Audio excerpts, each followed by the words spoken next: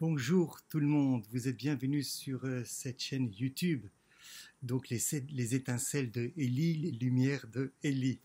Si cette petite chaîne vous plaît, merci de la faire partager et merci de liker. Merci de vous abonner. Encore une fois, l'essentiel de cette chaîne, ce n'est pas de donner des cours. D'accord? Des cours, on en a plein sur Internet. Et d'ailleurs, je me suis posé la question, est-ce que c'est la Torah qui est au service du juif ou c'est le juif qui est au service de la Torah? Même si le Zohar dira qu'on est une seule chose avec la Torah, Dieu et Israël, mais est-ce que c'est la Torah qui est au service du juif ou le juif au service de la Torah ou les deux? Première question à réfléchir. Deuxième chose à réfléchir, c'est que au sein même du judaïsme, avec les différences d'aujourd'hui, est-ce qu'on n'oublie pas, est-ce que pour nombre de courants, est-ce qu'on n'est pas en train d'omettre la sensibilité humaine, la partie psychologie humaine, en disant je ne suis pas psychologue. Je discutais avec un libraire en disant mais il n'y a pas besoin d'être psychologue pour quelqu'un qui est rabbin ou quelqu'un qui étudie les shivas. Lorsqu'on voit que Dieu parle à Adam et qu'il lui dit mais oui tu qui viens doucement après la faute, il n'y a pas besoin d'être psychologue pour ça. Mais si j'ai pas cette sensibilité-là, est-ce que je mets pas trop au milieu la Torah en excluant totalement la personne humaine?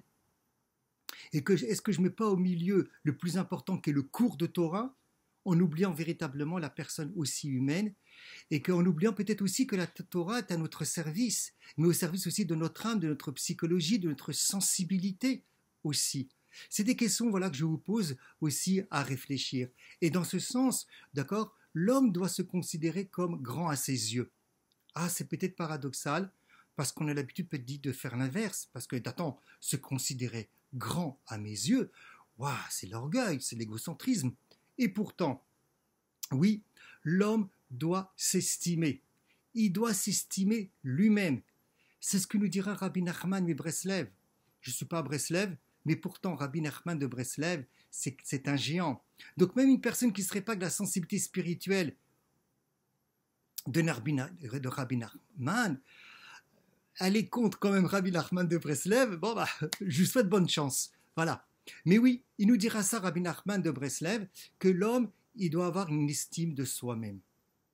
Il doit croire en soi. Il doit voir qu'il est quelqu'un de bien, pas quelqu'un de médiocre, même si on fait des péchés. Et ça, il le dira pour ceux qui veulent aller voir la source directement, dans Sichot Aran, le Kouf même, le 140. Il dira, pourquoi est-ce que les enfants d'Israël ont travaillé si durement en exil? C'est une des explications. Parce qu'ils n'avaient pas de foi ou n'avaient très peu de foi. Voilà. D'accord? Et dire, voilà, comme c'est écrit dans Shemot 6, Mikotser Wah Va'avoda Kasha. D'accord? Parce qu'il dit, voilà, je vais le dire en hébreu, She'aliede Katnut Eimuna, une petite Eimuna, Srechim La'avodo Bekashot. On devait travailler durement. Alors, il va être étonné, Rabbi Nathan, vous pouvez aller voir le texte, qui était l'élève de Rabbi Nachman, qui était un géant en Torah, d'accord? Et qui dit quoi? J'ai une petite émouna, j'ai pas de émouna. C'est ce qui va poser la question, donc Rabbi Nathan à Rabbi Nachman de Breslev. Et que va lui dire Rabbi Nachman de Breslev? Bien sûr que tu as une émouna, simplement, tu n'as pas une émouna en toi. Tu ne crois pas en toi, et le problème, il est là. Voilà ce qu'il dira Rabbi Nachman. Il ne lui dit pas, tu n'as pas une émouna en Dieu, tu n'as pas une émouna en toi, tu ne estimes pas, tu ne te mets pas en valeur. À chaque fois, on entend souvent dans certaines qu'il faut s'effacer devant telle personne, devant tel gadol, très bien, devant la Torah, devant Dieu, devant qui vous voulez. Rabbi Nachman prend un contre-courant, qu'on nous prend un contre-pied. Le problème, c'est qu'on n'a pas une estime de nous. Le problème, c'est qu'on ne se voit pas assez grand. Et le Rabbi Nachman va dire ceci. Il est écrit dans Zacharie, d'accord, 4,10, que ceux qui se moquent le jour des petites choses. Voilà, on traduit comme on traduit. Et le Talmud, donc, dans la Gemara Sota 48b, nous dira pourquoi les tables des tzadikim, écoutez bien, sont-elles méprisées? Pourquoi la table ou les tables des tzadikim sont méprisées? On parle des tzadikim. Il dira à cause de leur propre petitesse. Parce qu'ils ne croient pas en eux-mêmes. parce qu'ils ne croient pas en eux-mêmes. C'est pas qu'ils ne croient pas en Dieu, c'est des tzadikim. C'est parce qu'ils n'ont pas une estime de soi.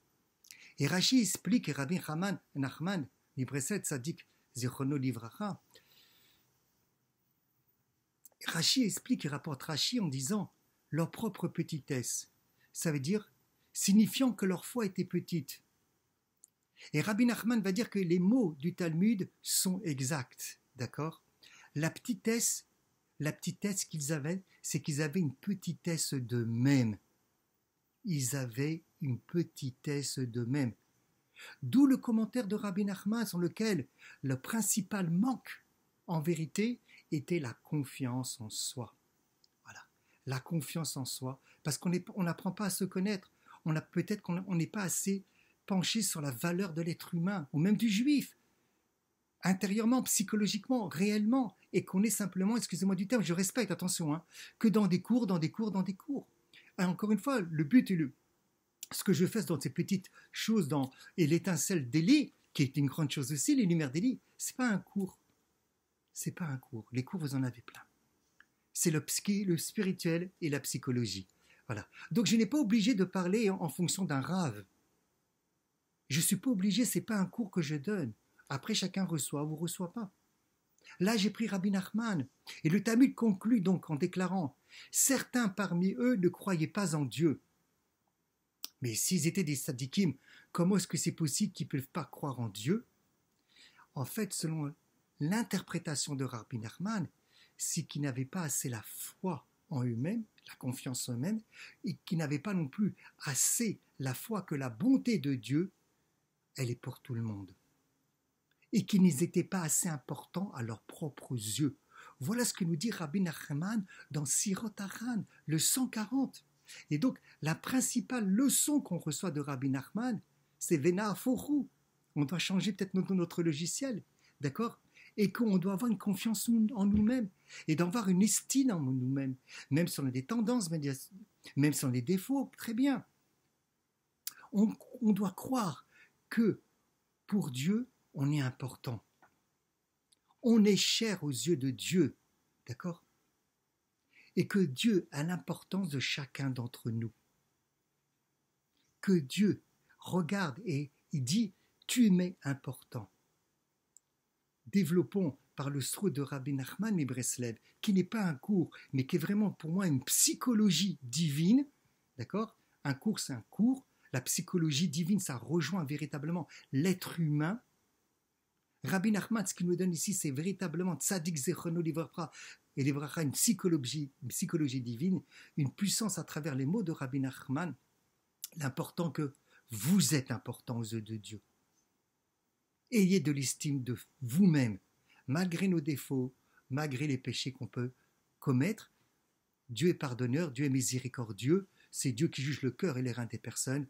Nourrissons-nous véritablement de ces paroles divines qui rejoignent notre réalité humaine de Rabbi Nachman de Breslev dans la joie. Amen.